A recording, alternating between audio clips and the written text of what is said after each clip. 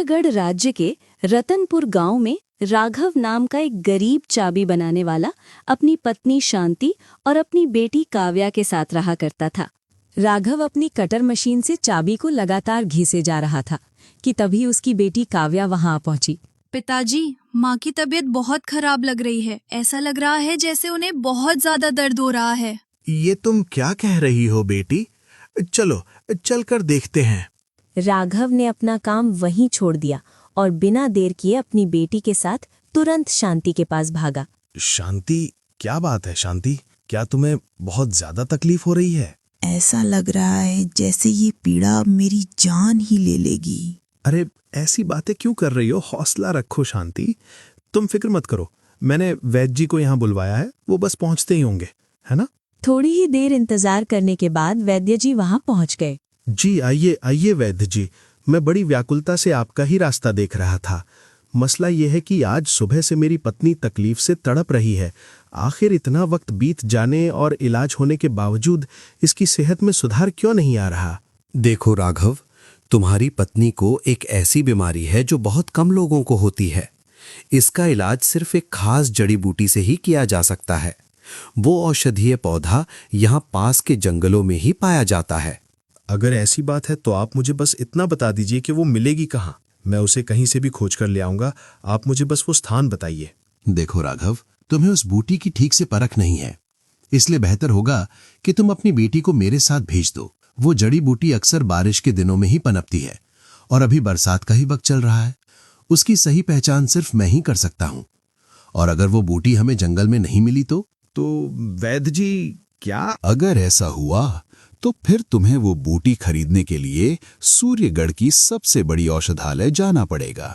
पर एक बात गांठ बांध लो राघव, वहां उस जड़ी बूटी की कीमत चांदी की 20 मुद्राएं होगी। उससे एक भी कम नहीं लिया जाएगा। इतना सुनते ही राघव गहरे सोच विचार और परेशानी में डूब गया। थोड़ी देर बाद वैद्य जी राघव की बेटी को अपना सहारा बनाकर साथ लेकर जंगल के रास्ते की तरफ चल दिए। बहुत चलने के बाद काव्या और वैद्य जी घने जंगल के बीचों बीच पहुंच गए। बेटी काव्या, तुम जाकर उस बड़ी चट्टान पर बैठ जाओ।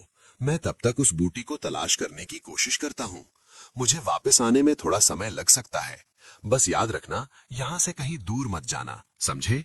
जंगल बहुत डरावना है, इसलिए वहीं शांति से बैठी रहना। ठीक है वैद्य जी, मैं यहीं पर आपका इंतजार करूंगी। उस दुर्लभ औषधीय पौधे की तलाश में वैद्य जी ने साहस बटोरते हुए घने जंगल की ओर चले गए। काव्या कुछ समय तक तो उस पत्थर के ऊपर बैठी रही, मगर थोड़ी देर बीतने के बाद वो आसपास यहाँ वहाँ घूमने लगी।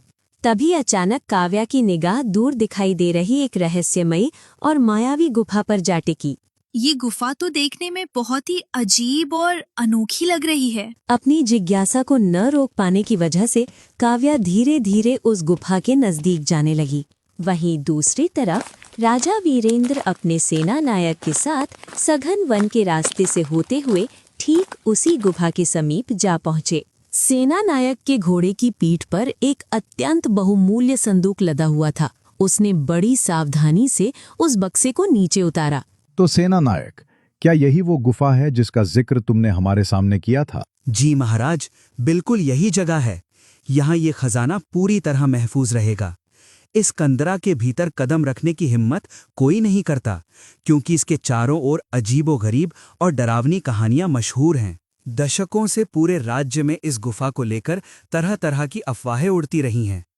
पर महाराज, मेरे मन में एक सवाल खटक रहा है। बताओ, तुम्हारे मन में किस तरह का सवाल खटक रहा? महाराज, मेरी नादानी को क्षमा करें, पर मेरी समझ से परे है कि आपने अपने पूर्वजों के सारे आभूषण दूसरे राज्य भेज दिए और उनके बदले में ये बहुमूल्य हीरे, जवाहरात और नीलम ले लिए जो इस बक्से में बंद हैं।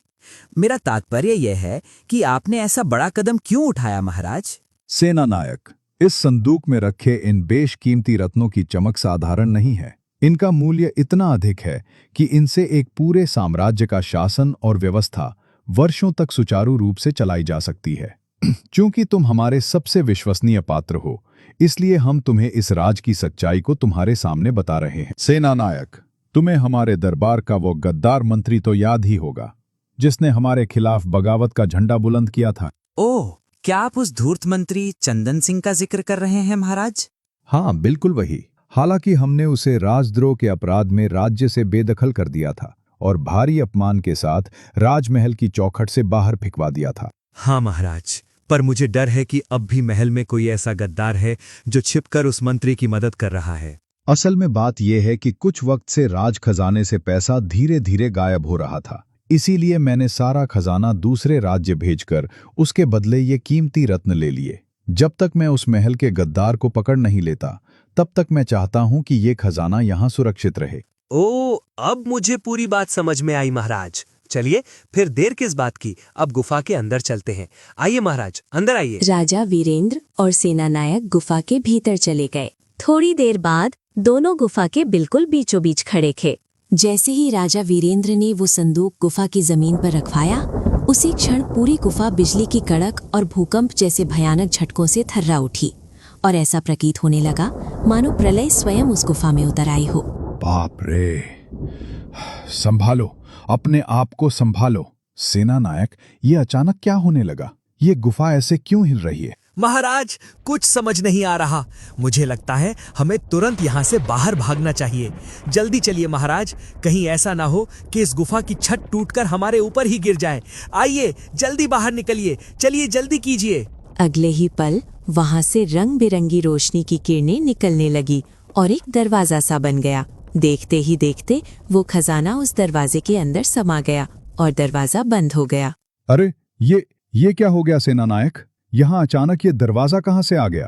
अभी तो यहाँ कुछ भी नहीं था। बाप रे बाप, देखिए महाराज, ये दरवाजा तो देखने में बहुत ही अजीब और जादुई लग रहा है। महाराज, ये क्या मायाजाल है? मुझे भी कुछ समझ नहीं आ रहा। हमें किसी भी तरह यहाँ से फौरन बाहर निकलना होगा। चलिए महाराज, जल्दी बाहर आइए। राजा वीरेंद्र जैसे ही थोड़ा और आगे बढ़े, तभी रंग बिरंगी रोशनी के बीच एक और नया दरवाजा वहां दिखाई देने लगा। सेनानायक, देखते ही देखते यहाँ तो दो दरवाजे बन गए। आखिर इस गुफा में ये सब हो क्या रहा है? मुझे तो कुछ समझ नहीं आ रहा। महाराज, अपने आप को संभालिए। गुफा अभी भी थरथरा रही है। हमें बिना देर किए यहाँ से बाहर निकलना होगा। चलिए महाराज, जल्दी कीजिए। आइए, भागिए यहाँ से। जैसे ही वे दोनों भागकर गुफा से बाहर आए, रंग बिरंगी रोशनी चमकी और गुफा का तीसरा मुख्य दरवाजा वहां दिखाई देने लगा।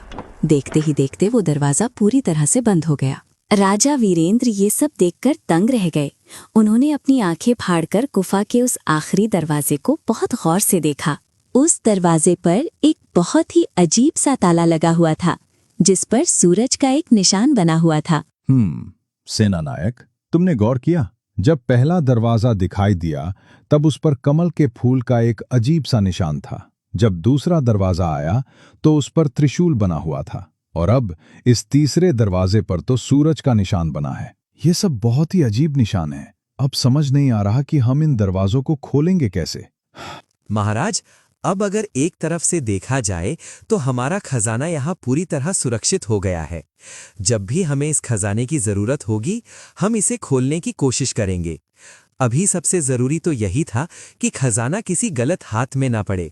चलिए महाराज, अब हमें महल की ओर चलना चाहिए। आइए। उन दोनों को ये बिल्कुल पता नहीं चला कि दूर खड़ी राघव की बेटी काव्या ये सब कुछ बहुत ध्यान से देख रही थी। काव्या तुरंत दौड़ती हुई उसी चट्टान पर वापस आ गई जहां वो पहले बैठी हुई थी।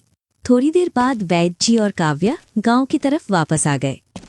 घर पर राघव बड़ी बेसब्री से वैद्य जी का इंतजार कर रहा था।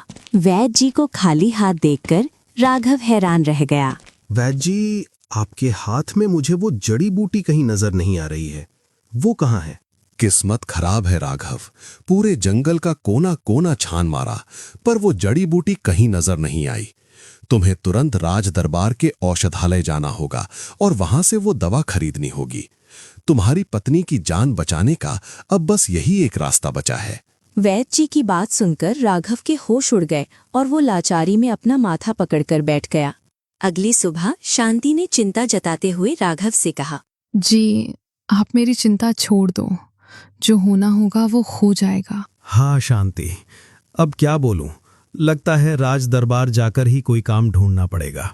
इस गांव में रहकर तुम्हें पूरी जिंदगी भी रगड़ लूं, तब भी 20 चांदी के सिक्के नहीं कमा पाऊंगा। अब शहर में ही जी तोड़ मेहनत करनी होगी। मैं आज ही वहां के लिए निकल रहा हूं और वापस तभी आऊंगा जब मेरे हाथ में वो जड़ी बूटी होगी। राघव अपना हथौड़ा और जरूरी औजार समेटकर जैसे ही घर की चौखट से बाहर निकला, तभी उसकी बेटी काव्या उसके सामने आ खड़ी हुई। पिताजी रुकिए, मुझे आपसे बहुत जरूरी बात करनी है। हाँ हाँ बेटा, कहो क्या बात है? तुम इतनी परेशान क्यों लग रही हो? फिर काव्या ने बिना देर किए वो सब कुछ कह सुनाया जो उसने गुफा के पास अपनी आंखों से देखा था। ओ बेटा, ये राजमहल की बातें हैं और बेहतर होगा कि ये वहीं तक दबी रहें। जो कुछ भी तुमने देखा है उसे एक बुरा सपना समझकर भूल जाओ। खबरदार जो गांव में किसी से भी इस बारे में कोई जिक्र किया। समझ रही हो ना मैं क्या कह रहा हूँ? फिर राघव भारी मन से सूर्यगढ़ राज्य के राज दरबार की ओर निकल पड़ा। राघव अभी जंगल के आधे रास्ते तक ही पहुंचा था कि अचानक उसके कानों में घोड़ों के दौड़ने की आवाज पड़ी। आहट सुनते ही वो ठिठक गया और चौकन्ना होकर चारों तरफ देखने लगा। देखते ही देखते 3 घोड़े उसके करीब आकर रुक गए। उन घोड़ों पर 3 नकाबपोश लुटेरे सवार थे, जिन्होंने अपने चेहरे छिपा रखे थे। वे तीनों फुर्ती से अपने घोड़ों से नीचे उतरे। तभी उनके सरदार ने अपने चेहरे से नकाब हटाया। उसे देखते ही राघव के होश उड़ गए और वो हक्का बक्का रह गया। अरे कौन हो तुम लोग और इस तरह मेरा रास्ता क्यों रोका है? हमें पहचाना नहीं? हम वो हैं जिनसे ये पूरा इलाका थर थर कांपता है। हम लुटेरे हैं। और तू कौन है और इस सुनसान जंगल में कहाँ जा रहा है? देखिए साहब, मैं तो एक मामूली सा ताले चाबी बनाने वाला हूँ। ताम की तलाश में राज दरबार की ओर जा रहा हूँ ताकि वहां अपनी सेवा से 2 पैसे कमा सकूं। सरदार ने एक तिरछी नजर अपने साथियों पर डाली और मुस्कुराते हुए बोला, साथियों, हमारी तो लॉटरी लग गई। ये तो ताले चाबी बनाने वाला कारीगर है जिसकी हमें तलाश थी। अब हमारा काम एकदम आसान हो जाएगा। सही कह रहे हो सरदार, उस गुफा के दरवाजे का ताला यही खोल सकता है। इसकी बनाई चाबी से हमारा काम बन जाएगा। कौन सी चाबी? कैसी गुफा? आप लोग किस बारे में बात कर रहे हैं? बताएंगे रे, सब बताएंगे।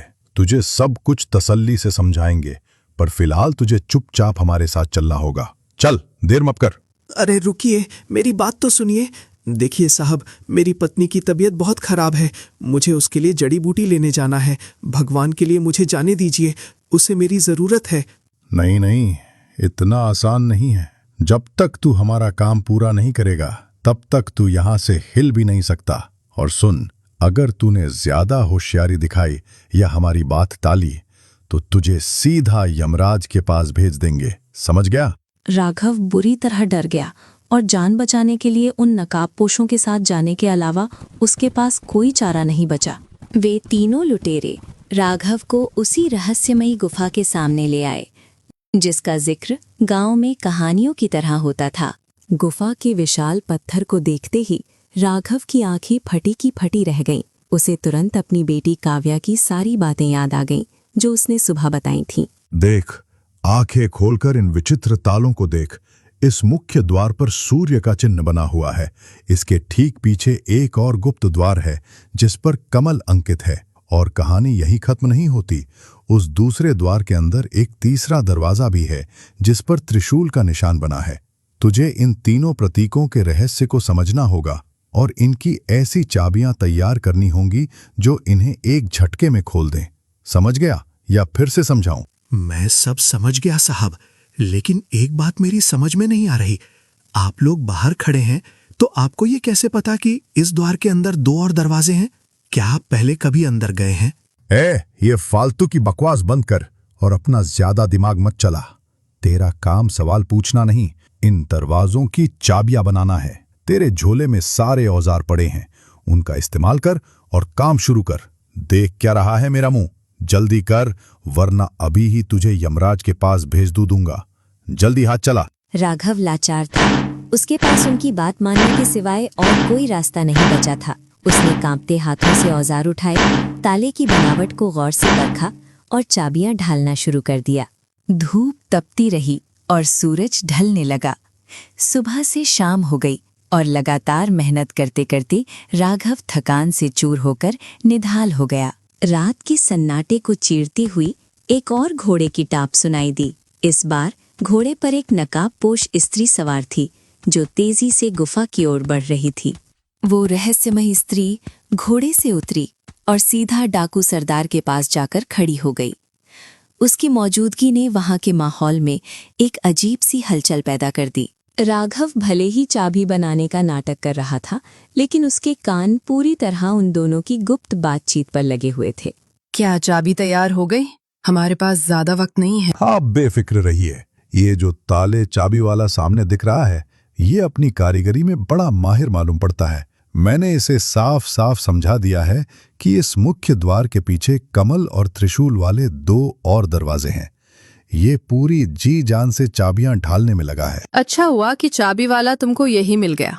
मुझे भी तो इस सल्तनत पर जल्द से जल्द राज करना है और उसके लिए उस खजाने की बहुत जरूरत है। ओह, ये चौथा नकाबपोश तो कोई औरत है। तो इसका मतलब ये सब अकेले नहीं है। ये स्त्री भी इन लुटेरों के साथ मिली हुई है और शायद वही इन सब की असली डाकू सरदारनी है। मुझे अपनी भावनाओं पर काबू रखना होगा। मुझे जरा भी शक नहीं होने देना है। अगर इस सरदार को भनक भी लग गई कि उसकी असलियत मेरे सामने आ चुकी है, तो ये मुझे जिंदा नहीं छोड़ेगा। मुझे अपनी जान और अपने परिवार की खातिर बिल्कुल अनजान बने रहना होगा। कुछ देर बाद वो डाकू सरदारनी वेश में आई स्त्री वापस अपने घोड़े पर सवार हुई और अंधेरे में ओझल हो गई। अगले दिन की पहली किरण के साथ ही राघव ने अपनी पूरी कारीगरी झोंक कर 3 चाबियां बनाकर तैयार कर लीं। अरे वाह, शानदार! तूने तो वाकई कमाल कर दिया। मेरा काम अब बिल्कुल आसान हो गया है। जा, अब तू आजाद है। निकल जा यहाँ से और सीधा अपने गांव लौट जा। पीछे मुड़कर मत देखना। राघव ने बिना एक पल गवाए अपने औजार समेटे और दबे पांव चुपचाप अपने गांव की ओर निकल पड़ा। डाकू सरदार ने अपने दोनों साथियों को परखती हुई नजरों से देखा और आदेश दिया। सुनो, पहले तुम दोनों आगे बढ़ोगे। पहली चाबी उठाओ और द्वार खोलो। सरदार का हुक्म पाते ही एक डाकू ने कांपते हाथों से चाबी उठाई और उसे पत्थर के उस भारी द्वार के विशाल ताले में डाल दिया। सन्नाटे में केवल चाबी के घूमने की किरकिर आवाज गूंज रही थी। काफी जद्दोजहद के बाद अचानक एक जोरदार गड़गड़ाहट हुई और वो रहस्यमयी द्वार धीरे धीरे खुलने लगा। मानना पड़ेगा, वो ताले चाबी वाला तो उस्ताद निकला। उसने वाकई एकदम सटीक चाबी बनाई है। हमारा रास्ता खुल गया। लेकिन उनकी ये खुशी पल भर की थी। जैसे ही द्वार खुला, गुफा के भीतर से अजीबो-गरीब रंग बिरंगी किरणें फूट पड़ीं। इससे पहले कि कोई कुछ समझ पाता, वो दूसरा डाकू जिसने दरवाजा खोला था चीख भी ना सका और देखते ही देखते पत्थर की मूरत में तब्दील हो गया।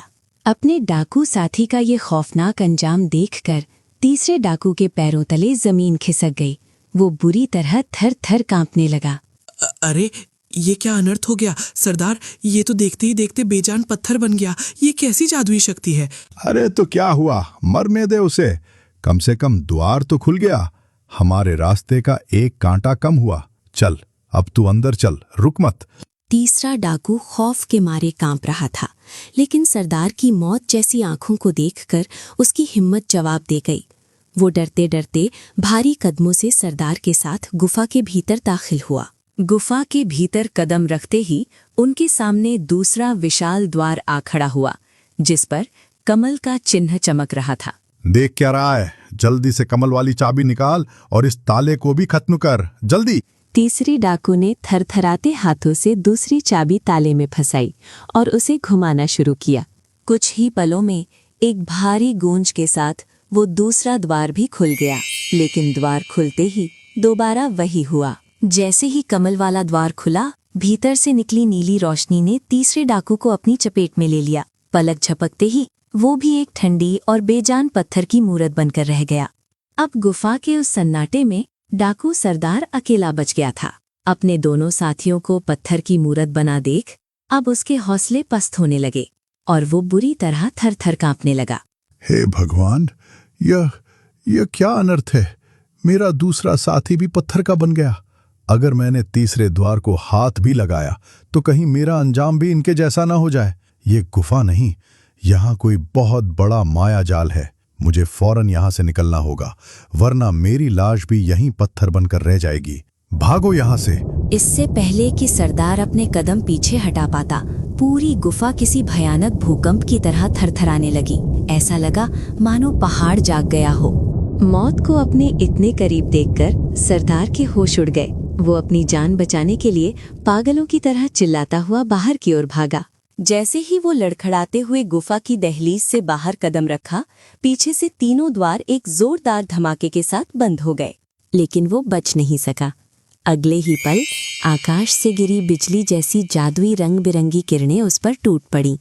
सरदार के चेहरे पर खौफ की एक आखिरी लहर दौड़ी और वो वहीं खड़े खड़े एक बेजान पत्थर की मूर्ति में तब्दील हो गया। अब उस रहस्यमयी गुफा के बाहर 2 पत्थर के बुत पहरेदारों की तरह खड़े थे। उधर दूसरी ओर राघव भारी मन और गुस्से से भरा हुआ अपने घर वापस लौटा। उसके चेहरे पर खौफ और लाचारी के साफ निशान थे। हे भगवान, आपको क्या हुआ? आप तो राज दरबार में जाने वाले थे, फिर इस हाल में वापस क्यों आ गए?